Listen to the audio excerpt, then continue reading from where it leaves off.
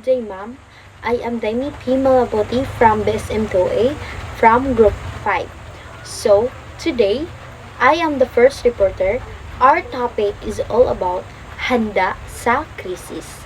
So, kini bahin ni siya sa National Objectives for Health 2023 to 2028 sa Department of Health.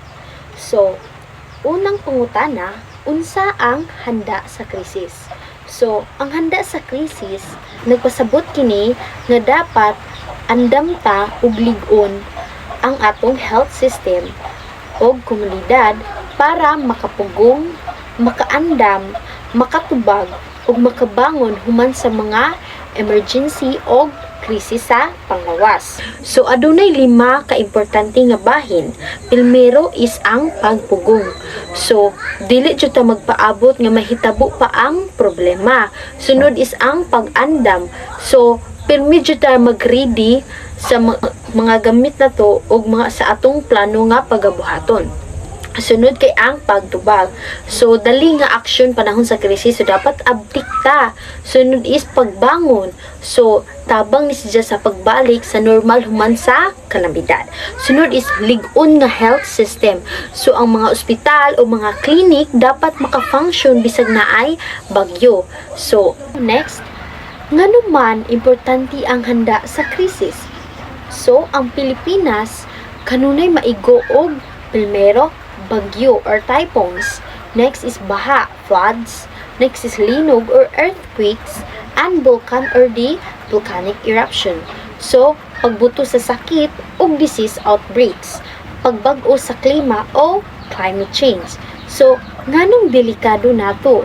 Kay kining mga kalamidad makadaot sa mga hospital, makaputol sa serbisyo o sa panglawas, makadaghan og mga masakiton ug mga matay, ug labi na nga makaepekto sa huyang nga mga grupo.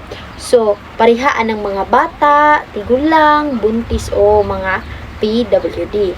So, adunay tay mga tumong o objective aning nga handa sa krisis.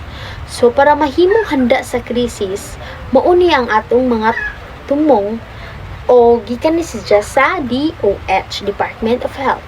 So, paligunon ang mga health facilities. So, atong pasinawon ang mga patibayon ang ospital. Sumo na atong una nga buhaton. Sunod pa uswagon ang pag-andam sa kalamidad.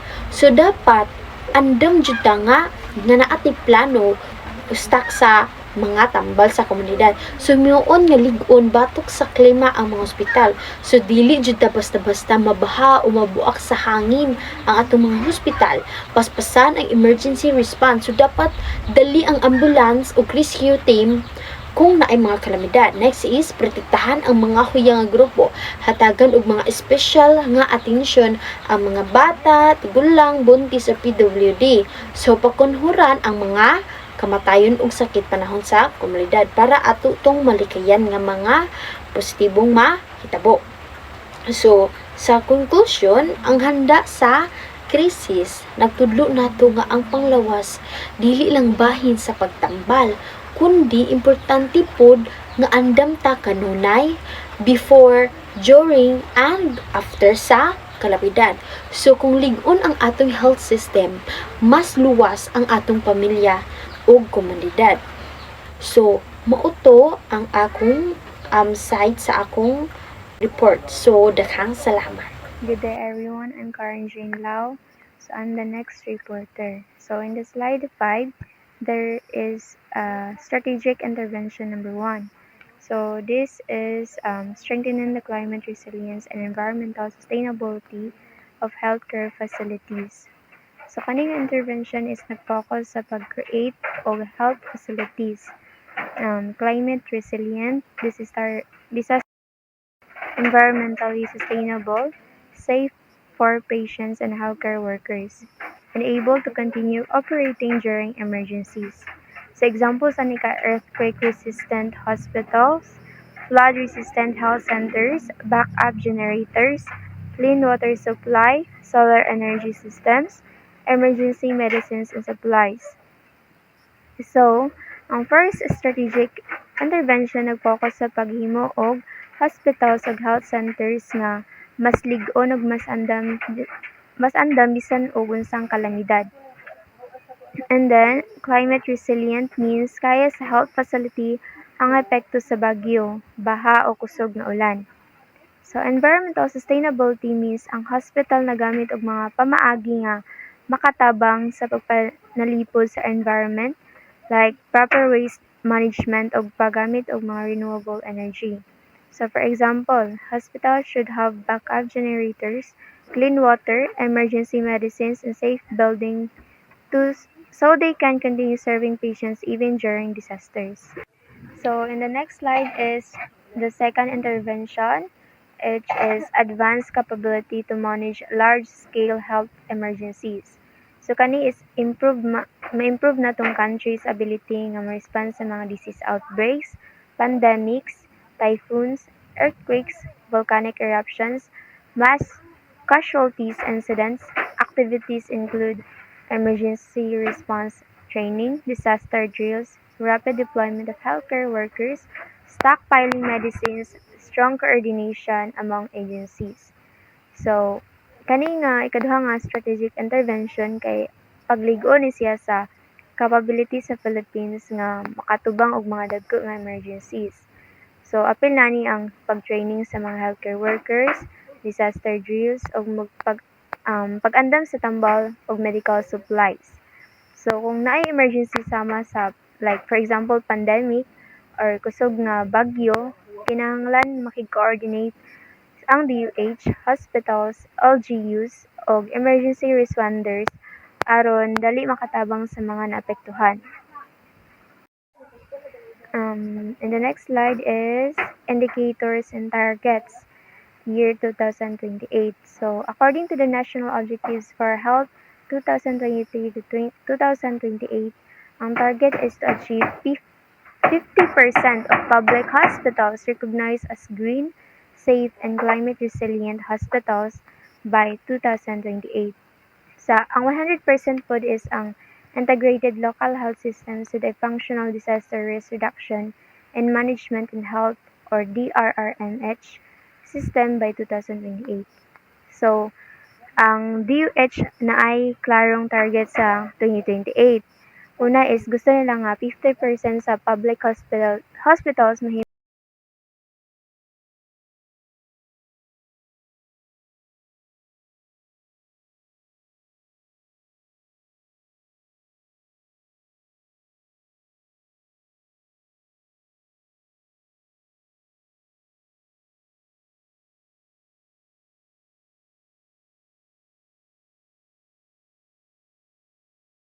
Now let's move to the real-life application. So during Typhoon Odette, hospitals continued providing emergency care, emergency medical teams were deployed, temporary clinics were established, vaccination and disease surveillance continued, and relief operations were coordinated.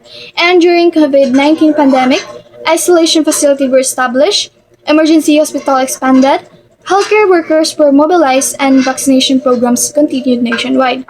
So makita nato ani nga bisan na ay disaster or pandemic, wala ni undang ang healthcare services. Ang mga hospitals and og healthcare workers nagpadayon sa ilang trabaho aron mahatagan og proper care ang mga naapektuhan og maprotektahan ang health sa community. And next slide is the application in midwifery practice. Number 1, provide emergency maternal and newborn care. Number 2, educate pregnant women about disaster preparedness. Number 3, promote infection prevention. Number 4, participate in emergency drills. Number 5, assist during evacuation. Number 6, coordinate with healthcare teams. And lastly is continue maternal services during emergencies. So as future midwives, importante ang atong role during emergencies. Dili lang ta mo atingnan sa mother of newborn, but we also educate pregnant women, help during evacuation, work with other healthcare professionals, and make sure nga padayon ang maternal services bisan na ay disaster. Good day, everyone. I am Maria Jasal Emandresa. And now, let's talk about the community preparedness and risk reduction. So first is preparing emergency go bags. So if na dyan mga emergency is dapat na dyan tayo emergency kit. Like ang sulod sa emergency kit is ang flashlights, mga canned goods o mga foods or mga clothes nga need na to in case of emergency. Next is the knowing evacuation routes and centers. So, makabalo ta og asa ta pwede maka-evacuate nga safe ta in case sa mga emergency. Next is participating in disaster drills following early warning system.